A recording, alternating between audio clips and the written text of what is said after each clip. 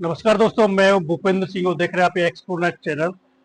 आज मैं बात करने वाला हूं आपसे अकाल मृत्यु वाले इंसान को क्यों भुला देना चाहिए, उसको क्यों याद नहीं करना चाहिए। इससे पहले भी मैं एक वीडियो बना चुका हूं। उस वीडियो पे काफी लोगों को ये वीडियो पसंद आई, उनको मेरी राय पसंद आई।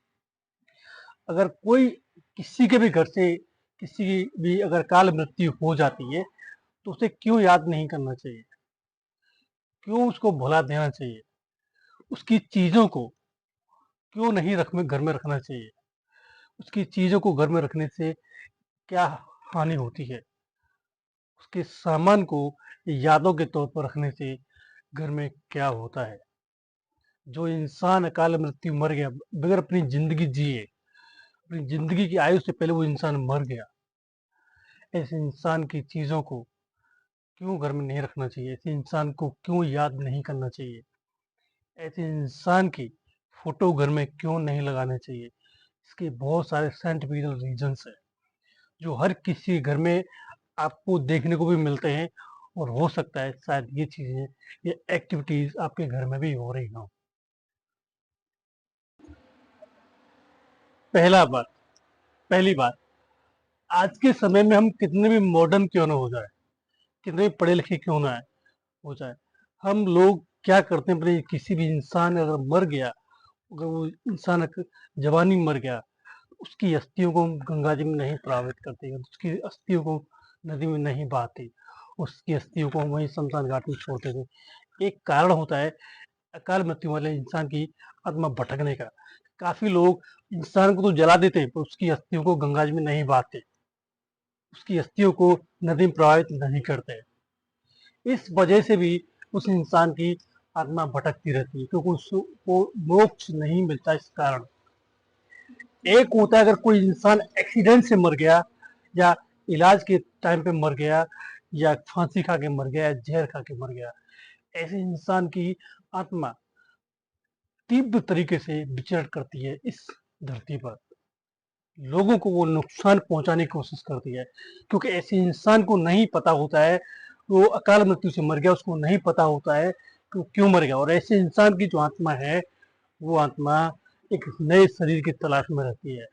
उस इंसान की आत्मा को जो भी शरीर दिखता है उस पर वो अटैक करती है। अटैक वो इसलिए करती है क्योंकि उसको चाहिए शरीर, क्योंकि इस इंसान को भूख लगती है, प्यास लगती है, और रहने के लिए इसको चाहिए घर।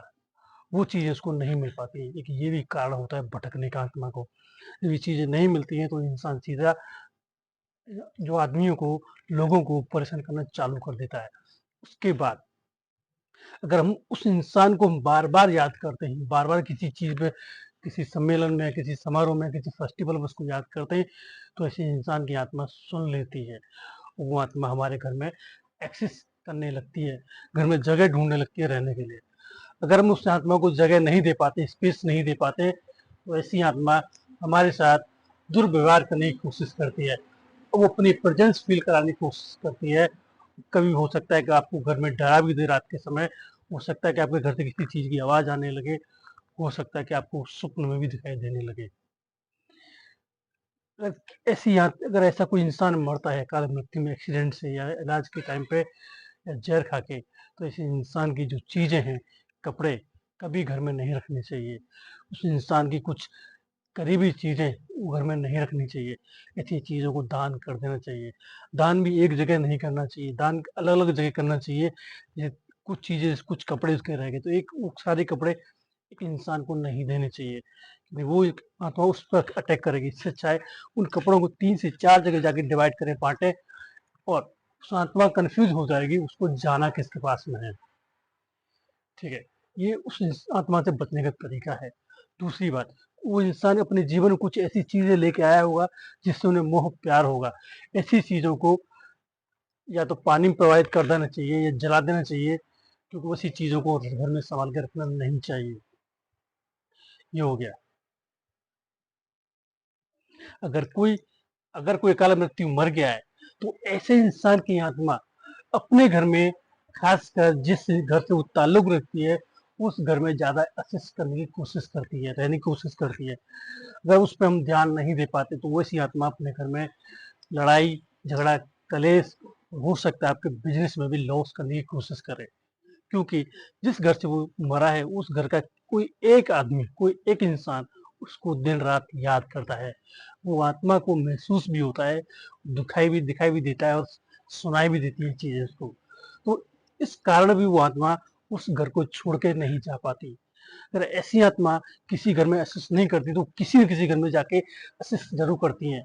भूत बनने का रीजन यही होता है कि हम उन आत्माओं को अपने घर में जगह तो नहीं दे पाते, उन आत्माओं को चाहिए रहने के लिए घर। और ऐसी आत्मा अक्सर का ऐसे घरों को ज्यादा टारगेट करती है जो घर लंबे समय से खाली पड़े हो, उस घर में घर बड़ा हो, उस घर में 2 या 3 लोग रहने वाले हो, बाकी पूरा घर खाली पड़ा रहता हो। ऐसे घर को आत्मा जल्दी से टारगेट करती है, उसमें रहने की कोशिश करती है। आपने इंडिया के अंदर ऐसे काफी घर देखे होंगे जो लोग आधे घर खाली से ज्यादा पड़े हुए हैं, उसमें घर में 1 या 2 आदमी रहते हैं, और ऐसे घर हॉन्टेड पाए जाते हैं, उसका कुछ हिस्सा हॉन्टेड पाया जाता है। और ऐसे घर में रहने वालों लोगों को काफी एक्टिविटीज से गुजरना पड़ता है, जो पैरानॉर्मल एक्टिविटीज जो होती हैं। कभी हो सकता है उनके घर में किसी बर्तन टूटने की आवाज आना, किचन में बर्तन गिरना, या किसी का अपने अलावा किसी और की रहने की आवाज होना कि मेरे साथ और भी कोई इस घर में रहता है। यही कारण होता है काल मृत्यु मरने वाला इंसान अपने अलावा और भी लोगों को परेशान करता है वो। आपके भी घर में अगर ऐसा होता है तो आप हो जाए सावधान, इन चीजों को आप नजरअंदाज मत करें। अगर आपके घर में भी किसी की सिसकने की आवाज आती है, अगर आपके घर में भी रात के समय बर्तन टूटने की आवाज आती है, आपके घर में भी रात को चलने की आवाज आती है, आपके घर में अगर पायल बजने की आवाज आती है, और आपके घर में भी जॉब या बिजनेस में कुछ लॉस हो रहा है, तो भी आपको समझना पड़ेगा कि ये भी एक पैरानॉर्मल एक्टिविटीज में से भी एक आता है। ठीक है, तो आपको सबसे मैं पहले बता दूंगा, किसी ने अगर ऐसा किया कि कोई इंसान मर गया है और उसकी अस्थियों को नहीं पानी में बहाए, सबसे पहले आप उस काम को जरूर करें, उन अस्थियों को लेकर पानी में, किसी नदी में या किसी गंगा जल में जरूर प्रभावित करें, क्योंकि ऐसे इंसान को मोक्ष मिल जाएगा। क्योंकि अकाल मृत्यु से मरने वाले लोगों को चाहिए मोक्ष, उनको चाहिए शांति, उनको चाहिए इस दुनिया से जाने के लिए एक रास्ता।